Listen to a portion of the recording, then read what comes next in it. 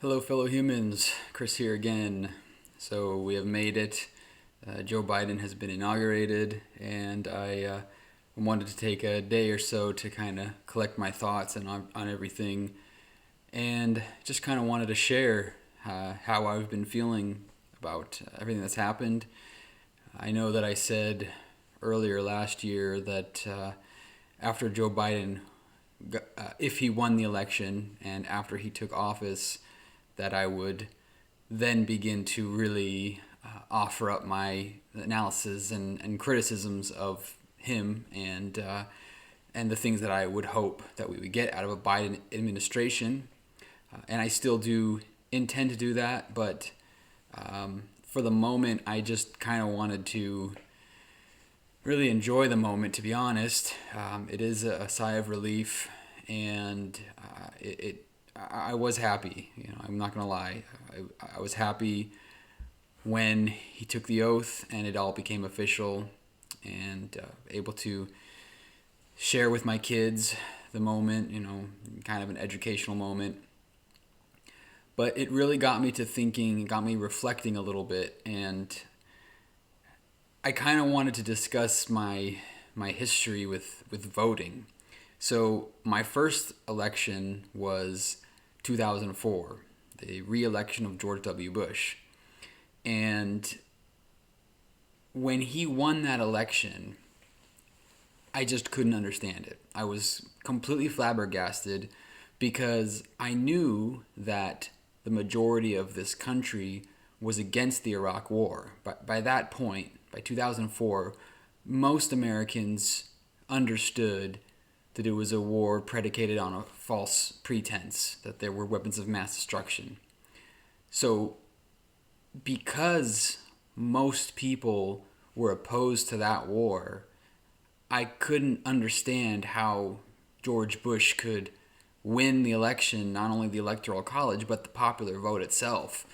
I didn't understand it. And obviously, I was 19 years old. There was a certain level of, I guess, being naive and ideological and not recognizing the nuance with politics and how there's all kinds of other things that play into why people vote the way they do.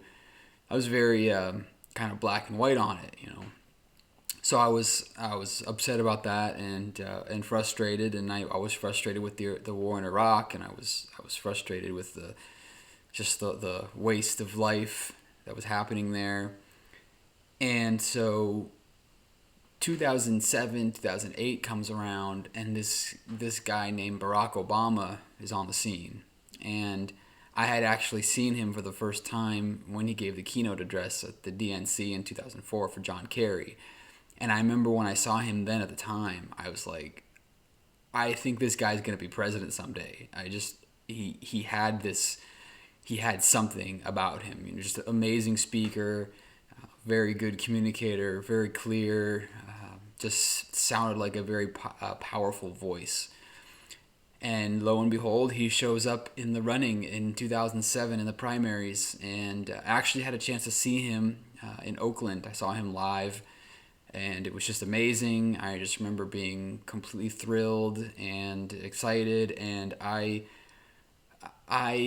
believed with every fiber of my being that Barack Obama was the change that he said he was going to be, that he represented me and my beliefs. And at the end of the day, he was running on being not George W. Bush.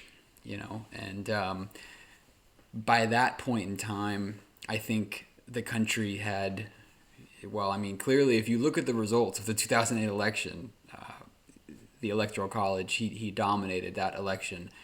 And I think that kind of illustrates how Americans felt about where the Republican Party was going, in particular with the war in Iraq and the housing crisis, the recession, everything. So he won that, and I was thrilled. I was ecstatic, and I thought for sure that he was going to do everything he said he was going to do, that he represented the change that we all hoped for. And again, like with 2004, I was a little bit naive and ideological, or I should say idealistic. And I learned fairly quickly that Barack Obama, while a very nice, good, decent person, I believe, fell far short of what I expected or hoped that he would. He really just turned out to be a regular centrist Democrat, corporate Democrat, and he extended the Bush tax cuts, and he over compromised with Republicans time and time again, in spite of the fact that Mitch McConnell, openly said that he was going to try to make sure he was a one-term president, and they blocked everything he tried to do. Obviously, not all that isn't his fault either. The system was set up against him, but and he did do a lot of good things with the limited resources that he had, with Republicans blocking him as much as they were. But again, it fell short of my expectations, and a lot of that was just my own, not really, I guess, realizing that he's just going to be another corporate Democrat, just with a different look, to be honest, and a different type of name. And again, coming on the heels of the Bush administration, it was just representing that change that we wanted to see. So anyway, I tell that story to kind of juxtapose it with this year. So when Barack Obama won, I was ecstatic. I was thrilled. I was happy. When Joe Biden won, and even more so yesterday when he actually took office, I felt happy, but I also felt a sense of relief. And I mentioned this before, and I know this is how a lot of people are feeling right now, that feeling of relief. But it was a much more subdued and kind of somber celebration for me. Whereas in 2009, when Obama took office, it was much more sort of like giddy, ecstatic, excited. Here it was very much, okay, we just got out of a horrible mess. We're still in it. We're in the middle of a global pandemic, and race relations, political relations have never been as polarized as they are now, at least in a very long time. And so it's a sense of appreciation for the moment, but there's also a kind of foreboding feeling for me. There's also some personal aspect to it. When Trump won the election in 2016, I actually I had a moment where I got emotional when Hillary gave her concession speech the next day, and I was not a big Hillary Clinton supporter either, but I voted for her. I definitely was not happy with the result of that election. She made a mention about how she won't be the first female president, but someone out there will be. And at that very moment, my wife brought in my baby daughter, who was about 3 months old at the time. And I just about lost it at that moment, because I just felt like it was such a failure that we have given to our children here, her inheriting this as her first president, and the image of the first female president for my daughter and everything, and then we get this monstrosity instead. So juxtaposed with that, I was very happy with the result of Trump leaving office.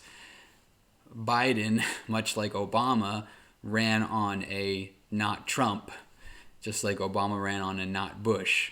And so with that comes a sense of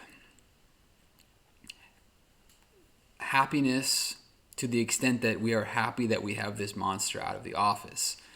But I also recognize from history that the replacement is not going to be a miracle. Joe Biden took 17 executive actions on his first day, and I thought that was great. I was glad that he has already started taking steps to do the things that he said he was going to do. But we can't just go back to Obama 2.0. We can't go back to Obama 2.0. The system that brought us Donald Trump has been in place for a very, very long time. And Donald Trump is just the symptom of this line of corporate establishment politics that we have in this country that's just gotten worse and worse and worse. And the polarized division is still there. 75 million people still voted for Donald Trump in this last election. And, he's shown us his true colors. I mean, to me, he showed us who he was in 2016. But regardless of anything that he's done since that point and up to now, he still has a strong base. He still has his supporters. The Republican Party may be kind of imploding on itself, at least it seems to be right now. But aside from all that,